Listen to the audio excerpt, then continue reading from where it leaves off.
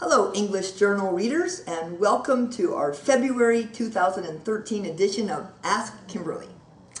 This month, our reader asks, I work in customer service, and I have trouble working with people from other departments because they don't seem to understand the real problems that our business face. Help! You're lucky to work in customer service because you're directly connected to the most important people in your business, the customer, the people who pay you money, and they don't even show up on the organization chart. Sam Walton, the famous founder of Walmart stores, once said, "There's only one boss, the customer, and they can fire everyone in your organization simply by spending their money someplace else." So you have a really clear understanding of what your customers want. But other people in your organization, understandably, don't know the customer as well as you do. One of the reasons, well, the customer is pretty much invisible to most employees in most organizations.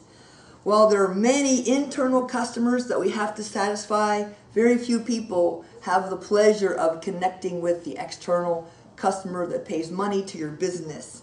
I personally recommend being obsessed with the customer because of what Sam Walton said. Ultimately, they decide which businesses stay in business and which businesses go out of business.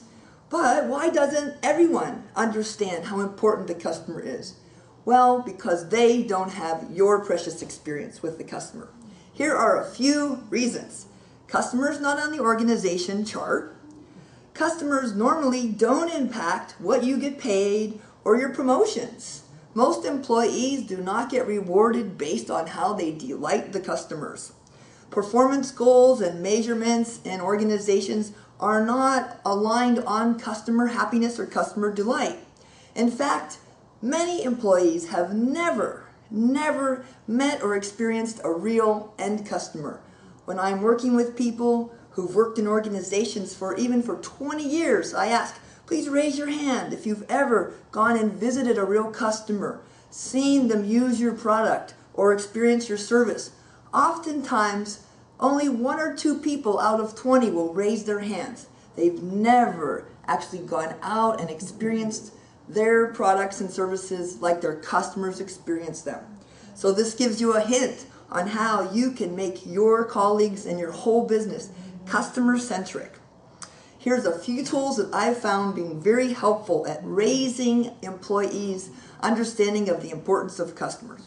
One, pretty simple, post quotes or pictures or stories from real customers inside of your office where people will see them. Cafeteria is one place everyone goes, the coffee station or the restrooms, and you can put some postings that will remind people, here's real customers, here's what they look like, here's what they say about our product or service. And in one case, one very enterprising quality engineer put videos playing constantly showing customers using a difficult to use product. Well, when the engineers saw customers struggling with their fancy product that they love so much, they got very interested in fixing the problems that were causing the customers so much concern. That voice of the customer, once it reaches the ears of your colleagues, they're going to be much more interested in the real business problems that you face. Better idea even, invite your colleagues to be a guest worker in the customer service department. When I worked at Hewlett-Packard, I spent a couple of days sitting answering phones of people who are calling saying, my instrument doesn't work, hey, I need help. So I could really feel empathy with the customer service people who had to answer those phones every day, all year long. Even better idea, take your colleagues with you on a real customer visit. Get them out of the building and visiting people who are using your products and services, who are delighted, and even more importantly, those who are suffering or struggling with challenges that they face because of your products or services. Now, if you want to go even one step further, create an organization that is obsessively customer-centric. Get all of your rewards and recognitions aligned on delighting the customer.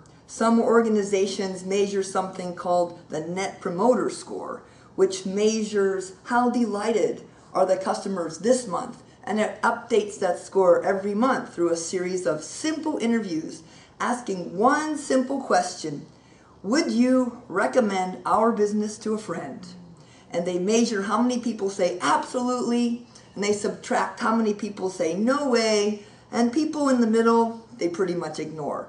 If you want to know more about that, check out the book, The Ultimate Question on the Net Promoter Score. Now, here's one that's a little more challenging.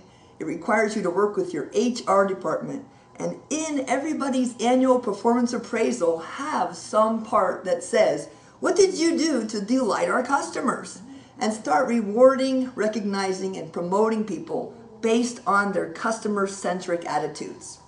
And if you really want to make sure that your employees are obsessed with the customer, get your executives mentioning the customer and reinforcing the attitude that we have got to make our customers happy if we want to stay in business. If you want to transform your colleagues, you've got to be a relentless, customer-centric advocate.